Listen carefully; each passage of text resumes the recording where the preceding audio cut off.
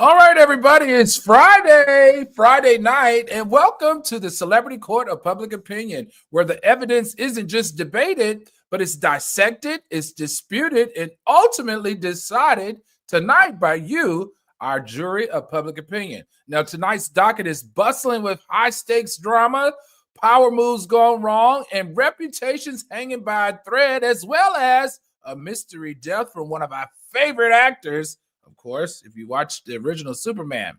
From shocking allegations in the music industry to violence on the set, from the dark underbelly of hazing rituals to the media world's latest shakeup, our cases tonight challenge the very fabric of accountability, justice, and the price of fame. But here's the real question. In the court of law, guilt must be proven beyond a reasonable doubt. In the court of public opinion, all it takes sometimes is a headline. So I ask you, should celebrities be judged differently? Are they being unfairly targeted, or are they simply living by a different set of rules? Buckle up because tonight the verdict is going to be in your hands. And before we get started, I'm going to introduce you our legal beagles that have joined me tonight this Friday night.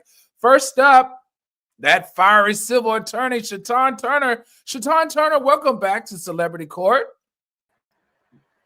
Thanks for having me back, Your Honor. It's TGIF. It's not ladies' night anymore, but I get to hang out with three handsome gentlemen. Ooh, you're in a threesome tonight, huh? Foursome. Oh, foursome. We'll let her participate. All right. Also joining that fiery civil attorney Turner, we have humorist at law, the one and the only Sean Carter. Welcome back to Celebrity Court. Glad to be here, Your Honor. Uh-oh, he's sipping already. And last but not least, bringing up the rear, shit they didn't teach you in law school? I don't have the book in front of me today. Author, the one and only attorney Jason Rice. Welcome back to Celebrity Court. Thank you, Your Honor. Thank you very much. And you got it close enough. It's all good. All right, we're going to get it right. All right, court is now in session. Baby, the stuff is about to go down. First up, in a post-Me Too world, accountability has been a major conversation lately in the entertainment industry. It's touched some of our favorites to the tune of P. Diddy as well as Jay-Z. But when a powerful executive like Kevin Liles is accused of sexual assault by an anonymous Jane Doe, it raises a new set of questions. How much responsibility does a label have for what happens at its event? And should allegations alone be enough to damage someone's career? All right, we're going to go to you first, attorney Stefon Turner. Tell me this, okay? How does the court decide, or I guess my question that I want to know here is, Kevin Liles worked for the label. How liable is the label, and can she sue both, and how does that work out? So the ultimate liability of the label is a function of whether or not the plaintiff is successful. But since he was an employee of the label, just like any other employee who engages in sexual harassment or sexual assault on the job, people have potential claims for that. They can arise in sexual harassment under, if you have enough employees, under Title VII. Often there are local and state anti-harassment laws that attach. And so it's not novel or unusual that an individual, and she was an employee, so she said she worked there in the early 2000s. He did some things to her. He made derogatory comments. He made lascivious looks. And then there's also allegations that he touched her inappropriately. And so she's able to proceed with this under the New York Victims Act that they passed to give people a longer statute of limitations. And what this case kind of screams to me, if you think of it in the vein of like Diddy and then Russell Simmons, who predated Kevin Liles at Def Jam, right? This seems to me that this is the Me Too for the Black community, right? There was Me Too with Harvey Weinstein, and you didn't really hear about, black men getting caught up in that. And for whatever reason, it seems like this is their time. Whether or not all this stuff is going to stick, I don't know. But I mean, to the algoriters, what you should know is that women ain't having it anymore. And so here we are. Attorney Carter, help me understand this. Okay, so does it make a difference that this was not, it didn't happen at work, it didn't happen on the company's property, it was actually at an event sponsored by work, all right, but it was offsite somewhere else, and if I'm not mistaken, somewhere in the story, wasn't this like years after she worked with him? No. So this is actually supposed to happen while he was still her boss. Now, as far as whether it happened on company property or not, if it's at a work event, then it really doesn't matter if it happens in the Poconos or anywhere else. But here's the thing that's interesting. From a timing standpoint, it had to have happened in New York City. Mm-hmm. The way that remember, this happened in 2002. Normally, that would be 20 years ago, be time barred.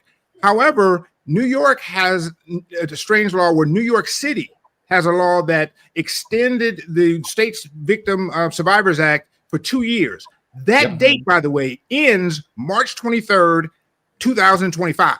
So in 3.5 weeks, no more of these cases from the early 2000s can be brought. So you can imagine this. All we're going to talk about. The floodgates are opening. Absolutely. That's all we're going to talk about for the next 2 weeks. Yeah. Okay. So what does that mean in this case? I mean, is this a strong case for her? Is she saying misconduct or is she saying sexual assault? No, she's an actual, real, full-on sexual assault, the worst kind you do. All right, I'm not going to use the word. Here's the thing, though, is that she has two things, which is one good thing going for her, Russell Simmons. All right, guilt by implication, the idea that's the custom around there, that's the culture to go ahead and grab it. The bad thing she has, though, is that Lyles himself actually has a pretty clean record. All right. There aren't past allegations against him personally that he's ever this would be the first allegation against him. He's not moving in those circles. I took a look at his 3 wives. They were all regular people. I'm sorry, not his 3 wives. His 1 wife he just got divorced with, and then the women he wasn't dating Instagram. He wasn't dating models and stuff like that. And so he has sort of the good guy. He's light skinned. Right? He has the whole thing kind of going for him, right? He passed the paper bag test. Jason, what are your thoughts on this case? I think it's again, and I poked a little bit of fun at it that the floodgates are going to open, but I think we're going to see a lot more filings between now and that cutoff date because if you don't bring it, you lose it. You know, they use it or lose it. You're going to lose it. So, look.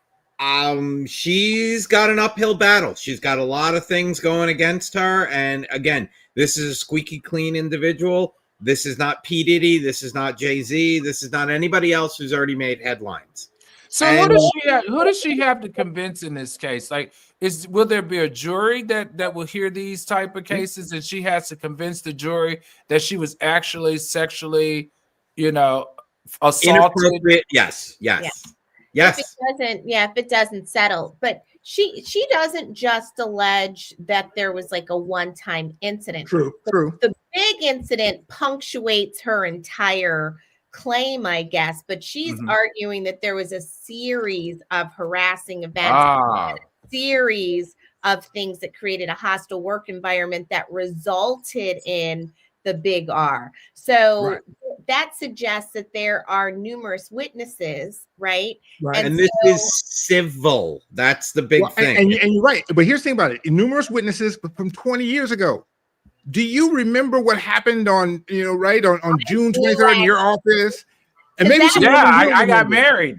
I was a baby lawyer back then, and our firm was popping. So yeah, I could tell you some stories. Yeah. Okay. If it's epic enough, right? People remember. Okay. I think. Stick shift driving and all.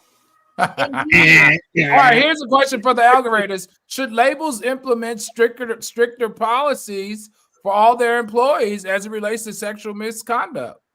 Well, and not only How do you labels. protect yourself these days? Well, How they do you have protect yourself? have strict policies, though, Al. I mean, you got to think the Civil Rights Act of 1964 is what disallows sexual harassment in the workplace. And that line of cases is one of the most well developed in employment law. So it's not like it was just when this New York law came about that people started having protections and suing for it. What they did for this New York law is extend the statute of limitations, so give you more time to bring the suit. Yep. But I wouldn't say that, like, I haven't seen Def Jam's policies, but hey, they have good lawyers. They pay a lot of money. I'm sure it's not their policies problem. Whether people violate them or not is a whole different thing. I disagree, because if you've ever worked at a record label, it is literally like a romper room. And the culture itself is not one. If you walk into our old boardroom, we're all in suits. The ladies are in suits. It's just an environment that's very corporate, right? It's very kind of highbrow. You follow the rules. You know, HR is basically looking at you while you're walking around on the floor. That's how you feel. That's not the feel you get at these record labels. These record labels, it's all about partying. It's all about drinking. It's all about hanging out. It's very sexual, just in environment. So I think it probably needs to create some policies that are more corporate oriented if we want to stand clear of these types of allegations in those more lax environments. I mean, I've never worked there, so I can't say this for a fact, but I would bet good money that the reason for the culture observation you had is not because they don't have policies. You have corporate culture, and then you have policies. And so what happens a lot of times is that the policies are written don't match on the computer, right? Or they just collect dust and everybody rolls how they roll, right? And you also have to remember, not everybody at the record label is the ones that are going out there and trying to find the new talent and whining and dining. I mean, you've got attorneys on staff. You've got, finance people on staff. You may have been, more open and got to see inside the underbelly, but there's a lot that, I've been at record labels.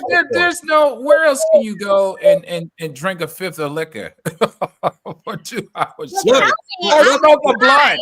Or smoke a blunt. I don't care. Al, come on, you guys wait. You when you and I met, you knew the firm that I was at, and I was representing a rapper at that point in time, where the doors opened up. And when the doors opened up at that firm, there was a woman standing there ready to take your coat with a drink, with everything. This elevator opened up, and this was in 2002, 2003. And all you saw coming out of that elevator was smoke. Okay?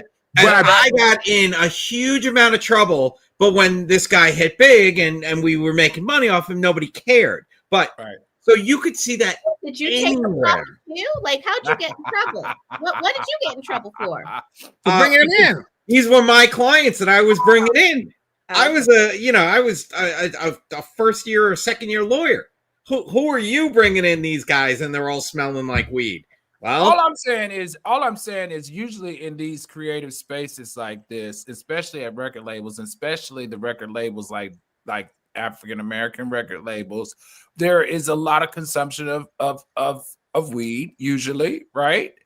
Even in the studios, there's a lot of consumption of alcohol. Just the environment of the people who they invite into the space is usually very lax. Someone they usually met at the club, i.e. maybe a stripper or two. And even so for me, that's not set in an environment that is protective of sexual assault laws. But they even have rules at the strip club, right? No touchy. You go to the wrong strip clubs. No, but think about it. But I bet you in all those studios you were in, there was a no smoking sign. Oh, right? You can have policies, and then you can have people who just not listen to them. And we're going to talk about that in the next case we get to. There's a huge difference between, like Attorney Turner said, between policies and culture. And every company in America has the same policy. They all write the same book, right? We can pull it up now, For liability but your purposes. culture Okay. is really where it comes down to. All right, And- everybody. Hit that that like. The likes aren't liking. Be sure to hit that like button. Also, don't forget to hit that subscribe button. If you're already subscribed, be sure to hit that share button. Invite some friends over to watch the show as we break down all these celebrities in legal hot water. Also, don't forget to turn on your notifications. And as always, we love hearing you in the chat. What's up, Danielle Cameron? What's up, Christian R? Ruth Qtant, welcome. Christine R, welcome. SL, great seeing you again tonight. Takara Tucker, welcome back. Daphne, welcome back. All SL, Delira Washington, everybody, thank you so much for supporting us tonight. Next up, brotherhood, tradition, and secrecy. These are the pillars of fraternity life, but at what cost? A young student has lost his life in a hazing ritual, and once again, we are faced with the age-old question: why does hazing still exist? And should national fraternity organizations be held accountable for what happens behind closed doors? All right, we're going to go to you, Attorney Sean Carter. I don't know if you are part of the Divine Nine. I am. I am a member of Kappa Alpha Psi Fraternity Incorporated, and this will be my 32nd year anniversary. Can you believe that? So here's my question. Oh, for Shatan Turner as well. Shatan, how long have you been in the bar now? We don't count on shows, but it's been a long time. I've been in last year college. You have to be in the 30s like me, sweetheart. I ain't counting out loud. Anyway, Attorney Carter, I'm in the 30s. Attorney Carter, please break this case down to me. And this is a question that I want to know.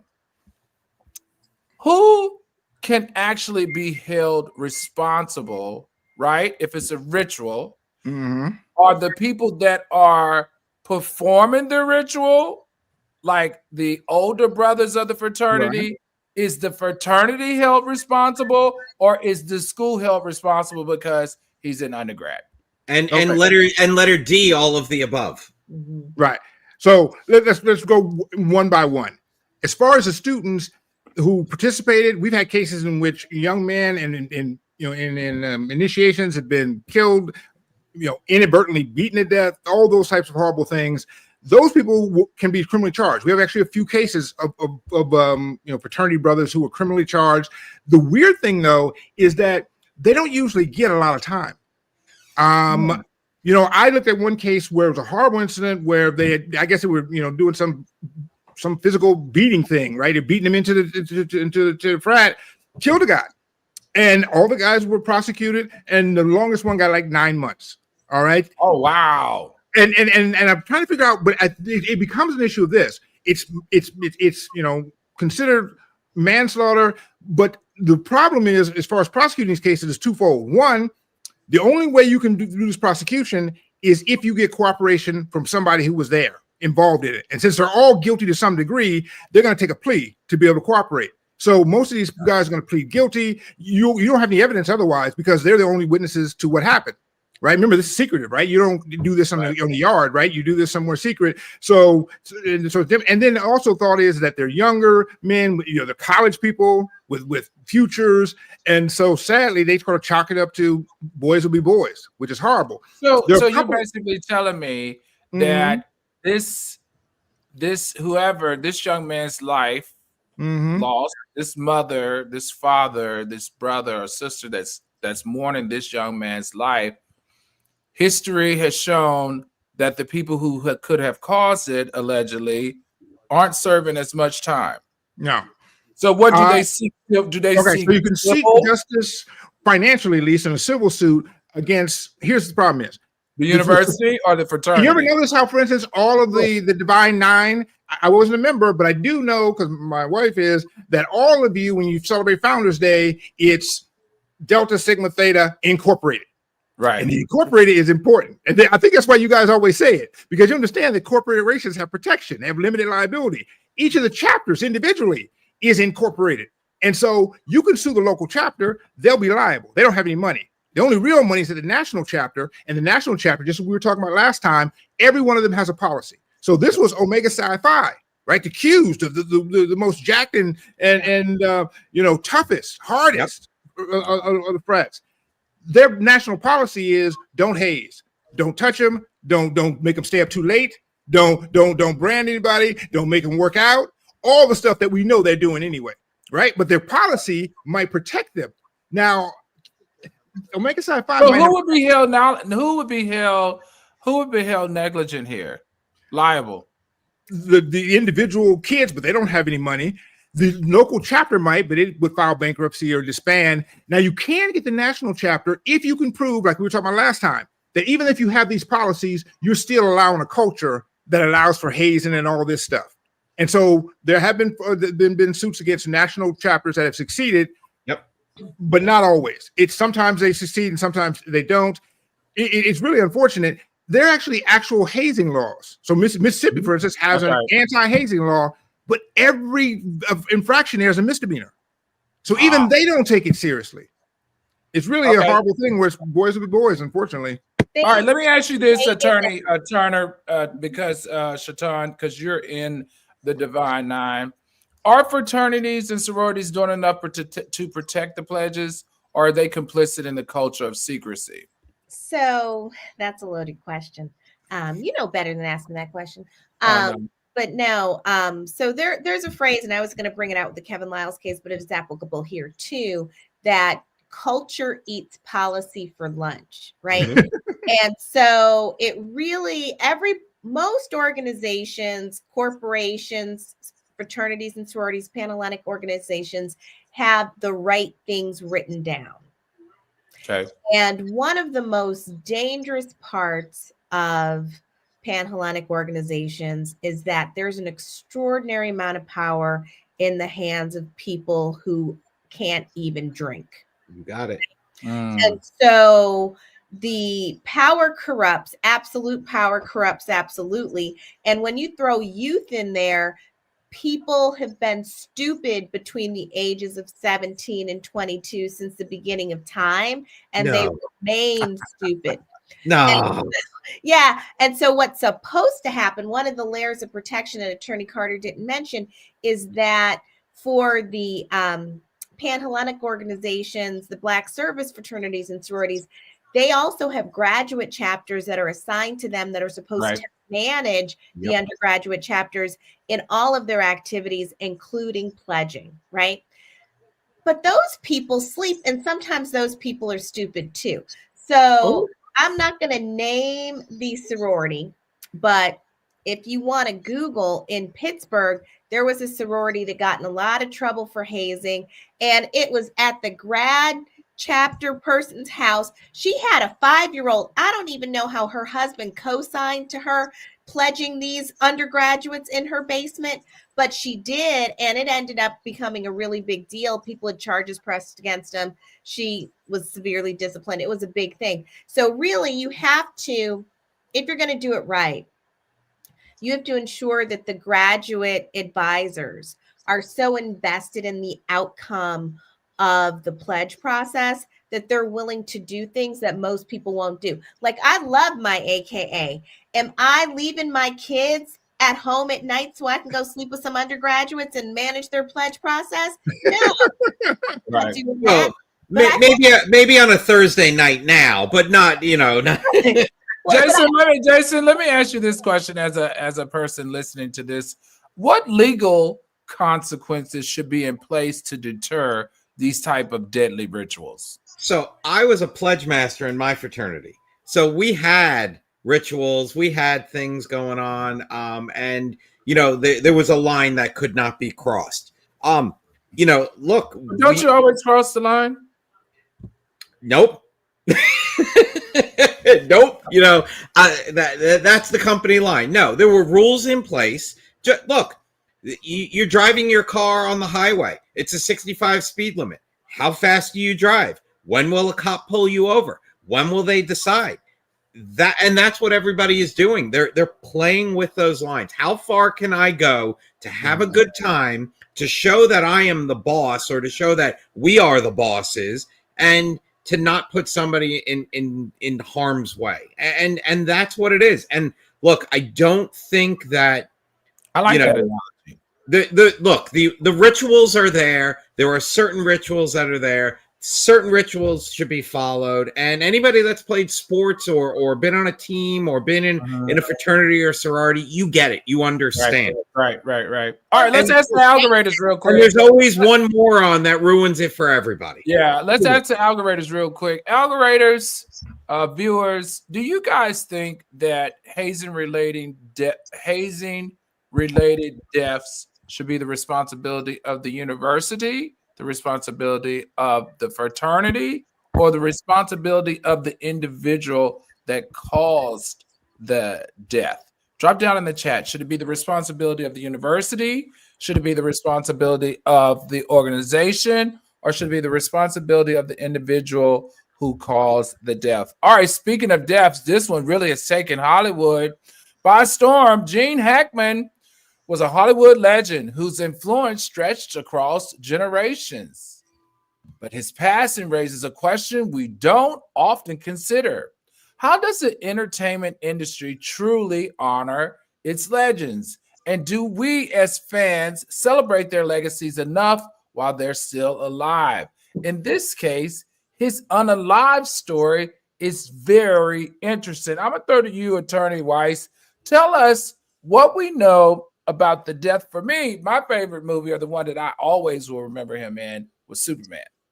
Yep, Superman was a good one. I'm a Crimson Tide guy. Him and Denzel, they hit it off phenomenally in that movie. And there are so many others that I don't want to steal, from Attorney Turner and Attorney Carter. But there's a lot of things that we don't know, right? Right now, the coroner is saying that both of them are probably dead about 9 days. And It also said that her body was showing signs of decomposition. So from reading between the lines, it sounds like, and I don't know, but she might have been dead longer. There was a space heater that was knocked over. There were pills that were all over the place. There are 3 dogs in the house. One of them was found dead in a closet. One of them was running around in the house. One of them was in the yard. There's questions. Is the front door unlocked? Was the back door ajar? So there's a lot of things going on. There's definitely looks like foul play. They originally said it was carbon monoxide, but they tested the place. It wasn't that. So there is a lot of things going on. And they don't think brain injury. They don't think head injury. They don't think something smells funny. And I think it's too soon for me to make a joke more than that. But something. Attorney Carter, what are your thoughts on this particular case? Because I want to know, if she passed earlier, this is my thing. How much harm can a 93-year-old man do to you? 95. 95. She was in her early 60s. Mm-hmm. So she was still a very, viable woman, right? Like, still very strong, still very active, could still move around. Like, I tell me, what are your thoughts on this? I have a theory now. By the way, let's be clear, all right? Just in case somebody's lawyers are watching, I have no facts here. I'm just making this up. The daughter did it. Yes, no. Hear me out. Hear me out. I think. What are you talking about? And this is the guy who likes Lex Luthor. That's all I'm going to say. Allegedly? No, I'm allegedly. Of course, I don't know. Okay. But she did it. Let me explain why. And I think this makes sense. All right. She's the one who's making all the statements. First, she's the one saying, I think it's carbon monoxide poisoning. Nope. All right. Now she says, I don't know how my father could have died. He was in great health. He was 95. All right. I'm 57 as a black man. If I'm here tomorrow, I'll be surprised. All right. 95 is even old for a white man. All right. He was supposed to be dead 10 years ago. Okay. And here's the thing is, so why would she want to kill him? He's worth $80 million. And here's the worst part is, he married a woman that's younger than his daughter. Which means that he's not going to get that money. The only way to get that money is to have both of them gone. And now they both gone. And it didn't look all suspicious that all the pills are scattered around her. If you commit suicide, you take the pills. You got quite a long time for the pills to work out. You don't just hold them in your hand and wait to fall out and fall all over. You put them away. You probably do some laundry. You don't want to, And the point is, this is ridiculous. I can't tell you for sure, but I'm telling you, It's somebody with a motive, and $80 million is a lot of motive. If he was ready to why would you kill of the 3 dogs? Why would you kill one dog and then? Because it was her dog. Her dog. They didn't want to kill Dad's dog. But I object to the one part that Attorney Carter just said. I was with him on his theory until he said, once you took the pills, you'd be doing laundry. I got to tell you, laundry is the bane of my existence. So if I decide that I'm leaving this earth, the last thing I'm going to do. You're going to do is do some damn laundry, exactly. Right? So we don't believe that we don't believe, because see, at first I was thinking maybe it was like a transition. They wanted to transition together. Exactly, because a 66-year-old woman is going to want to transition when she got $80 million. let me die next week and see my wife how well she transitions. She's going to buy a new slip. Oh, she ain't want to slip with a widow, but she would, in your honor, she would start maybe to the funeral. That's about it. All right. You're on mute. I am sure that she loved Mr. Hackman because back in his day, he was a hottie. However, there are stereotypes for a reason. When you marry somebody with that kind of age gap, with that kind of money, generally you're waiting for them to die before you so that you can honor them in the way that you feel accustomed. But now they're both that was a long game because they met in 1992. So that was a long wait. How is she gonna know he's gonna live to be 95? All right, we think about it. They were like, he was 60 something when they got married. She was thinking, he's smoking. He smoked cigars. She thinking I got 5 years. Yeah, but I got 5 years at most. She knew she was on the hook for close to 20 years. So maybe 20, but not 30. Yeah, but by the time you're that age, you don't care anymore. So. Please, I'm almost No. The 70 and the 90s. Is she really? No, seriously, is she really younger than the daughter? By a year or so. But think about it. Now imagine if you Gene Hackman's kids. You've been waiting your whole life, all right, to get you some of this money, and she done scooped in, and now she's gonna get all your money. He got to go. No, I would think he has a will. I'm sure he got, but she gonna get something. All right, not anymore. I gotta tell you, because my dad, all right, was dating younger women, and I was trying to break him up every time. Every time I was like, oh girl, I saw her on Instagram. She ain't no good, Dad. You got to get rid of her. I ain't splitting my inheritance with some woman my age. Well, and the other thing too, Al, the will might not have been, known. So not that we encourage murder. we disavow murder on this show collectively. That being said, we've watched enough Dateline that we have some theories, right? And the only surefire way for that daughter to ensure that she got everything was to make sure nobody was in her way. Including the dog. Right. By the way, he has 2 other kids around the same age, so it could have been any of them. All right, but the fact that and remember, the point that was mentioned to me is he had a pacemaker, and they were able to determine his day of death by the time it went off. And I think Jason, you were saying backstage that normally you should get an alert as a family member when the pacemaker goes off. Somebody knew he was dead for 11 days now. Not 9 days. Nobody cared. This is going to be really interesting, isn't it? Yeah. This has just gotten very, very interesting. I forgot because Jason and I both have experienced like having the pacemaker alert your phone. Like even if anything happens, if the blood pressure goes up, if their heartbeat goes up. Wow. And knowing him, he probably had an iWatch or something. I mean, I got something the other day that it said that my mom had fallen and all of this, and she's texting me like immediately, I don't know what happened. I knocked it off the nightstand. I'm totally fine. I'm with your brother. I'm like, okay, relax. I'm not flying over to Germany to see you, Mom. You're there with my brother. You guys can take care of each other. All right, speaking of another mystery, music videos are supposed to be about art and creativity, but in hip-hop, they're also starting to be like a battleground. Gun violence that little babies shoot raises the question, has the culture become too dangerous, or is this simply another case of being in the wrong place at the wrong time? All right, let's go to you, Attorney Carter. What's going on here? Now, this is interesting to me that this police officer or chief have gone so hard to blame this on Little Baby, when in fact was he wasn't even the one that pulled the trigger that caused this type of incident. So tell us what's going on. I don't know. Maybe the police chief is like me. I don't like Little Baby either. And let me tell you why. I don't even know anything about Little Baby, but I know his name is Little Baby. This is a grown-ass man running around talking about Little Baby. And it's disturbing. Let me tell you a little bit why. You young people listen to me. All right, listen to me, you young whippersnappers. Wait. I gotta film this so I can remember. All right, go for it. Yeah, you're a grown man, a grown black man. My father, when he was that age, all right, he caddied. And white people wouldn't even call him by his name. He would go out to the caddy thing. They'd be like, your name is Fred today. I ain't gonna even learn your name. Well, my father, his whole life worked and made some of himself, and he insisted that he be called Mr. Carter. His next door neighbor, when we went to bury him, called him Mr. Carter. And this little knucklehead benefits from all that. And he run around with an infant, I'm Little Baby. Be a grown ass man. All right, you got 22 babies of your own, and you're gonna run around talking about I'm a little baby. So you know what? I'm kind of, how do I say it? They missed. What in the world is going on here in the court today?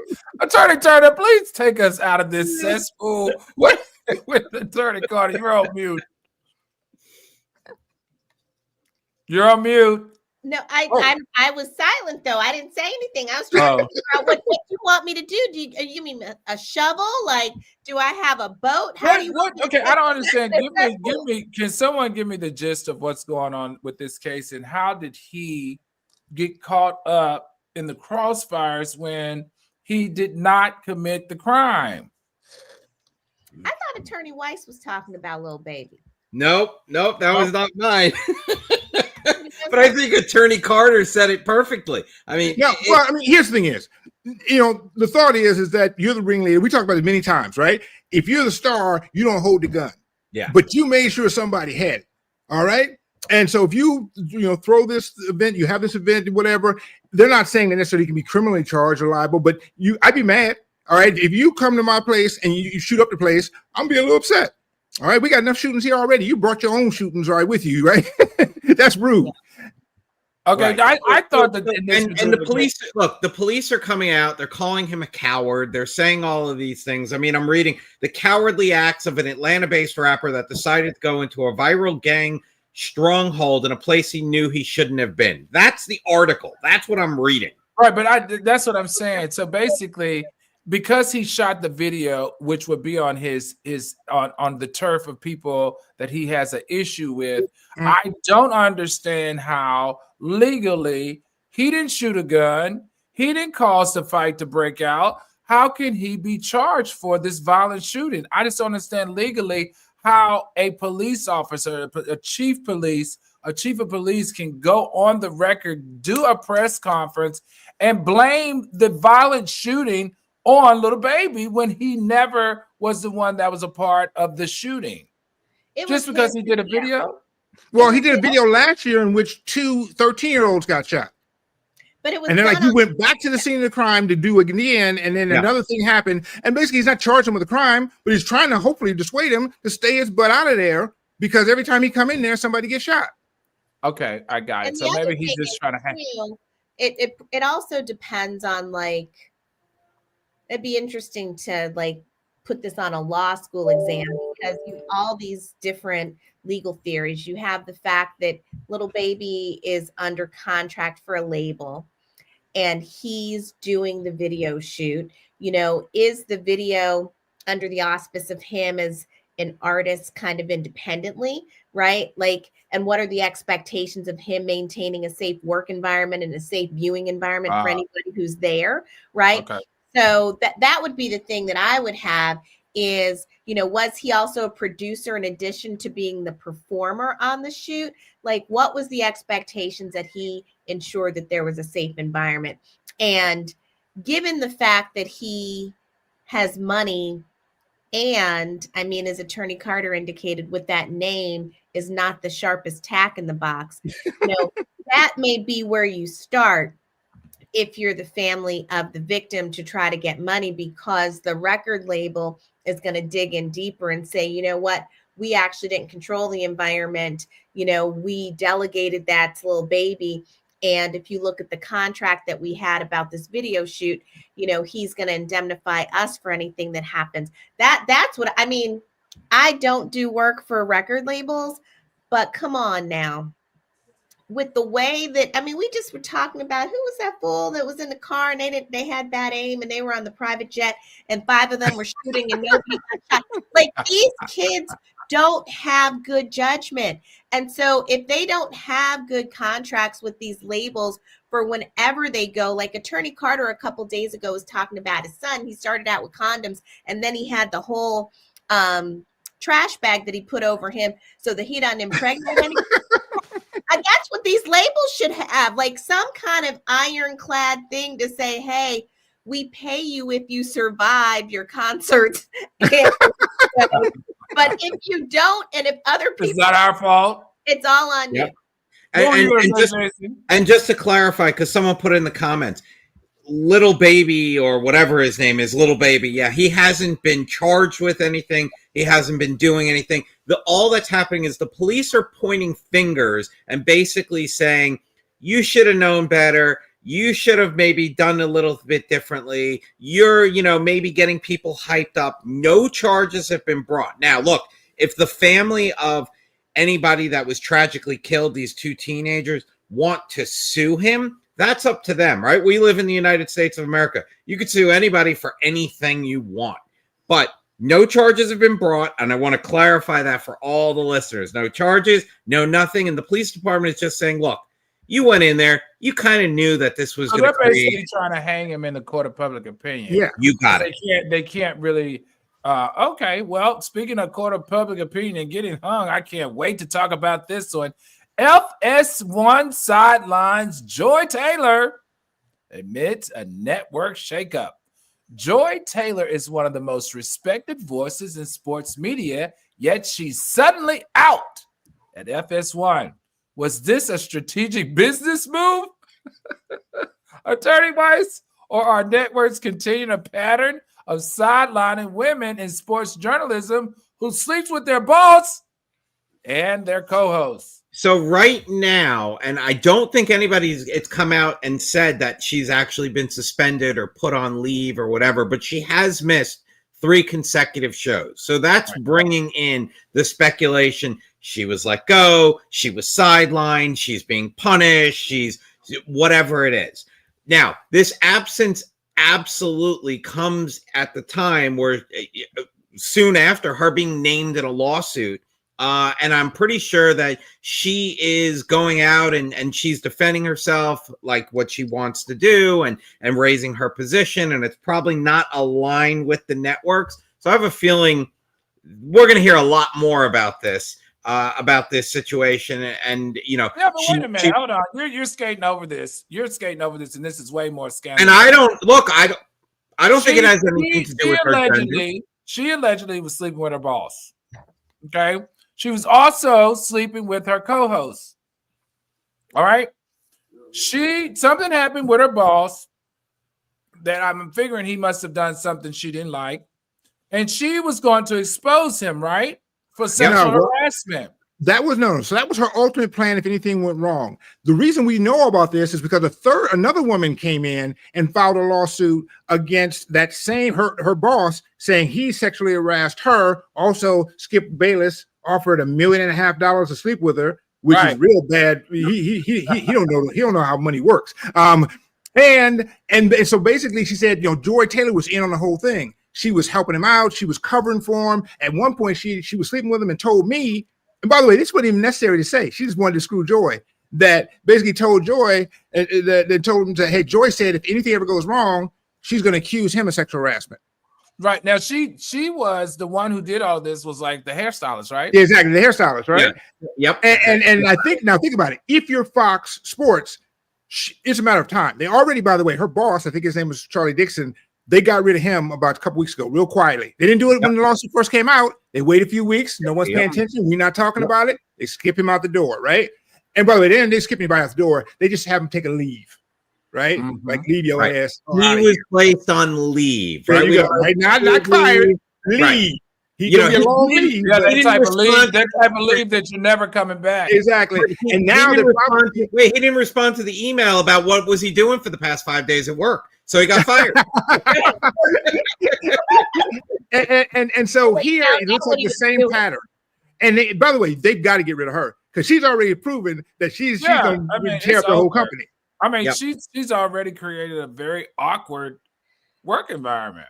Well, but I'm telling you this though, she fine. She want to come work for Carter Industries. Come on by, girl. Yeah, let's see what your wife has to say about that. And bring her slip with her. You ain't wearing no slip or drawers.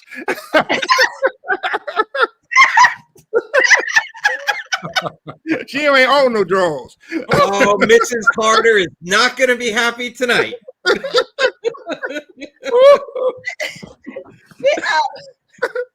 Y'all are best. All right, everybody. These likes aren't liking. Be sure to hit that like button. Don't forget to hit that subscribe button. If you're already subscribed, be sure to hit the share button and come on in.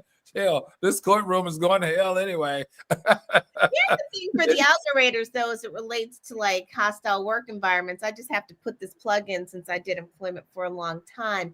Some people might say, why can't Joy just have a good time?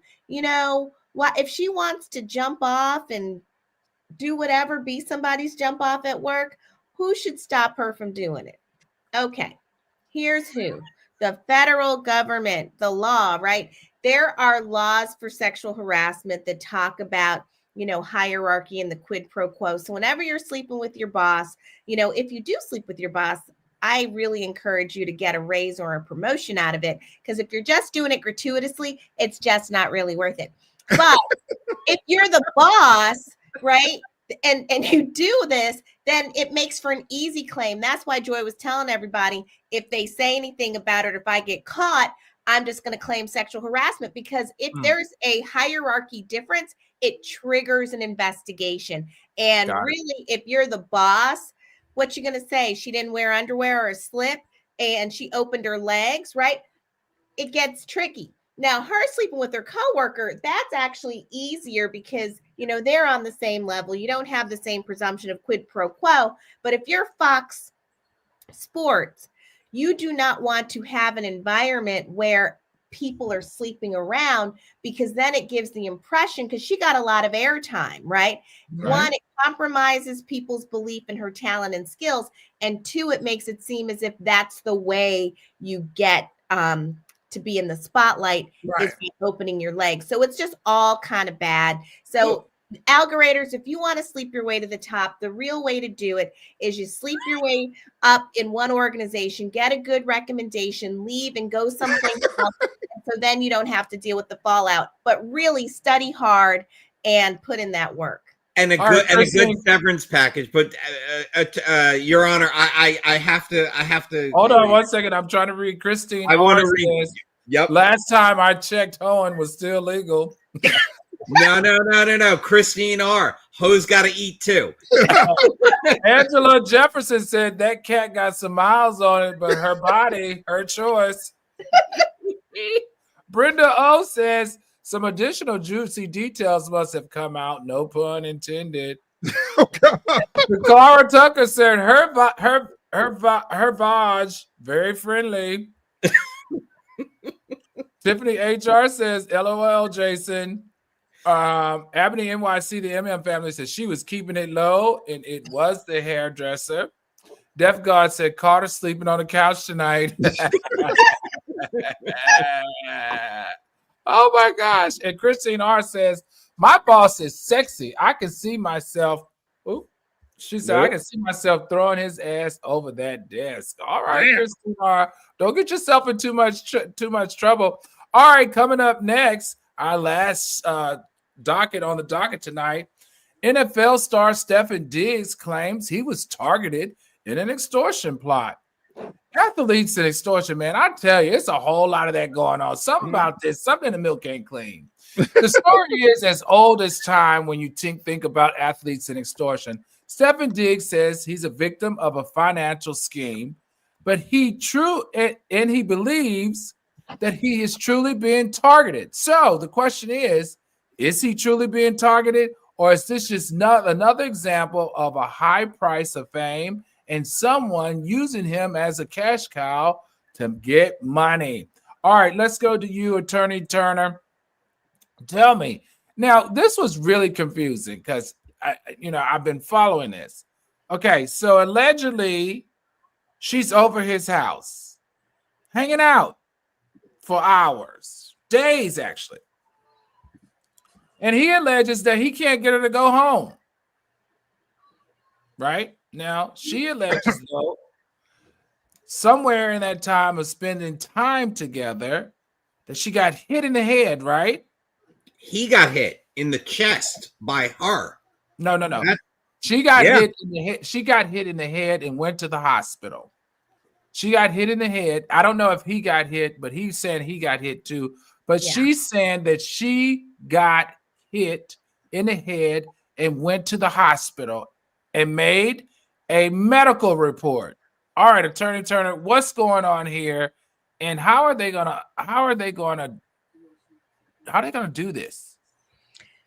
It's messy, it's complicated, and again, lesson to the algoriters: don't let people just be up in your house like that if you don't know them like that, because they might lie, especially if you got some money. So in this case, he is without a contract right now, and I can't help but think that that might be part of the reason why he's trying to get some coin from this reality star, because he's got to eat too, right? But he is claiming abuse, and he's claiming extortion by her, and trying to leverage that as a way to get out of this messy scenario where, he said, she said, and there's this thing about the abuse. So I'm not really sure where this is going to land. I mean, you always ask the question about, are celebrities treated unfairly?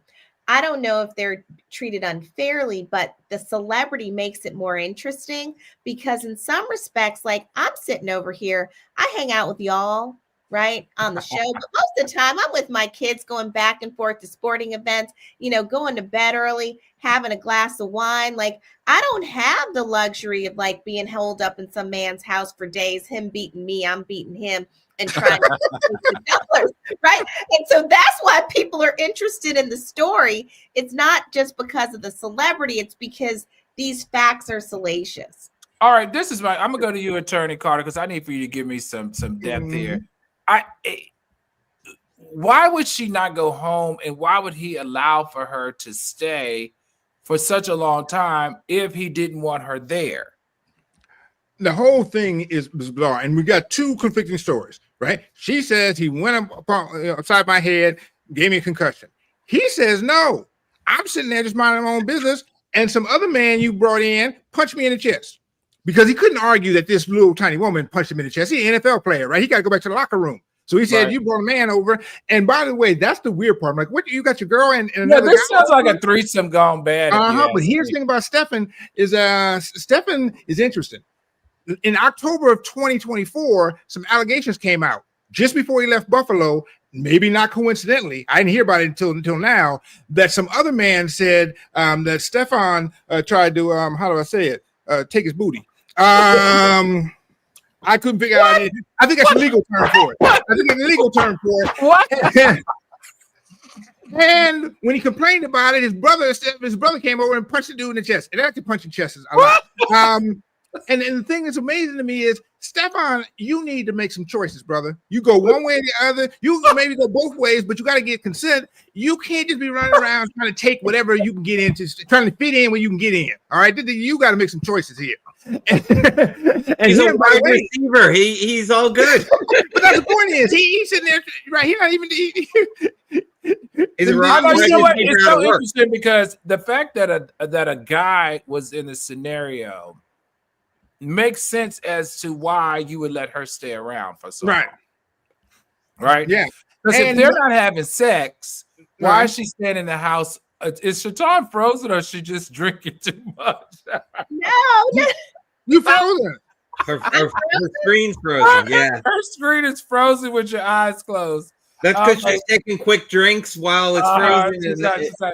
All right, hold on. Someone did say here that the story, Deaf Guy says Stefon tried to take a dude's bussy with 2 other guys. Also, I guess what you're saying, Attorney Carter, is true. Yeah. SL said these athletes need to stop. Yeah, that was in October, and then nobody is, they didn't come to any resolution on. Well, there haven't, the person hasn't filed a lawsuit yet. I guess there was no criminal charges, but just, out in the streets. But it's interesting because he changed teams at the very beginning of last season, about before this came out. Yeah. So he might have known there was something going on. Now, here's what's interesting to me, though, is that he might have just pulled the greatest one ever. So she's been coming to him saying, hey, you hit me in the head, you owe me hit me in the head money. All right. And he says, I'm going to file a lawsuit against you first. And she's saying, she came out today and said, hey, I didn't do none of this stuff. He's trying to make me the bad guy. Yep. But if that's the case, that's pretty clever. I got to give him credit for that. Abby NYC, the MM family said that's cockhole behavior. Jim Drop says butts are being taken. Allegedly. I'm not getting Tasha Cade here. Allegedly. Well, because so that also is why she would be trying to extort him, because he's never claimed these allegations about him engaging in same-sex activity. Yeah. So you have hard, yeah. I think she probably the extortion part isn't about the getting hit. The extortion part is about his sexuality. Right. Yeah. And she's probably like, I'm gonna tell everybody about my friend that I brought over. Yep. Now let's be clear. We're speculating. Oh, this is all speculation. This is all allegedly. And we're not judging. We're just reporting and speculating. There we go. Right. But what we do know is that he's the one who put on the table that he was being extorted. And so extortion at its core is about someone using information that the other person doesn't want public and trying to get paid for it. So we could speculate all day long about the types of things, but and Attorney Carter has, right? But we do know there's something that she believed he didn't want public, and that's why she was trying to get money. Because all right, everybody, this is the time of the show where we go back through the cases and you help us decide, the lawyers and the judge, who's guilty and not guilty. First up, is Kevin Liles guilty or not guilty of taking that lady's Tootsie Cat? Attorney Carter, what say you?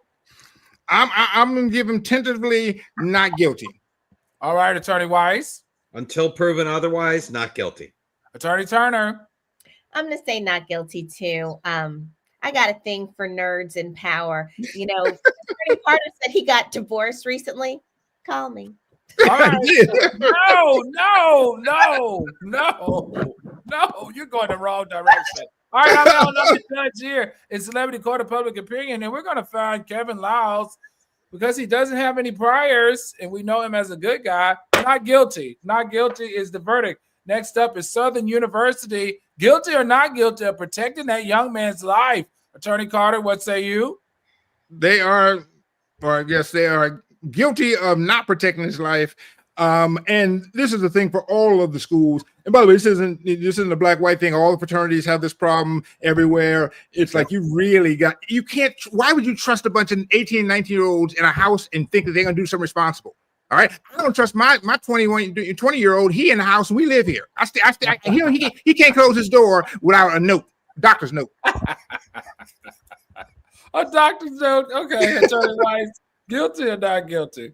I think the whole situation is just is sad, and we're guilty for not learning. Just like what Attorney Carter said, we're guilty as society for not learning. When you have 17, 18, 19, and 20-year-old guys hanging out together, there's going to be trouble.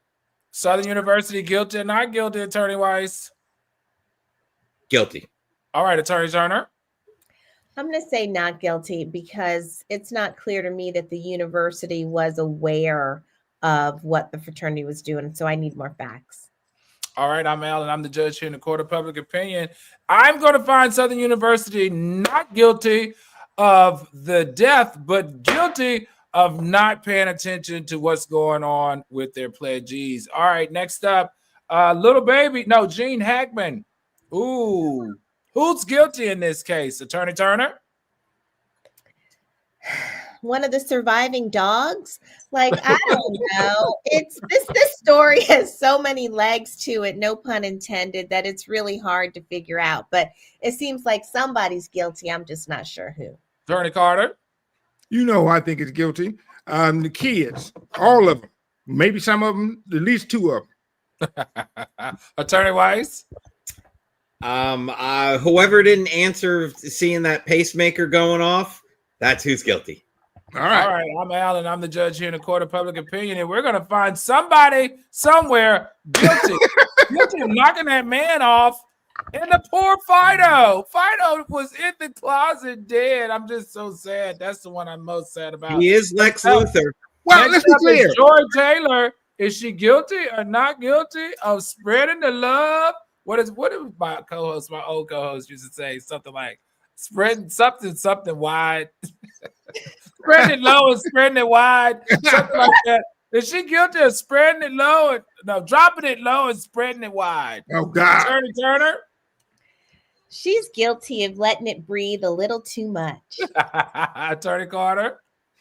The woman that fine can't be guilty of much. And let's be clear, she was sleeping up the ladder. A lot of y'all are sleeping down. All right, so at least she was going the right direction.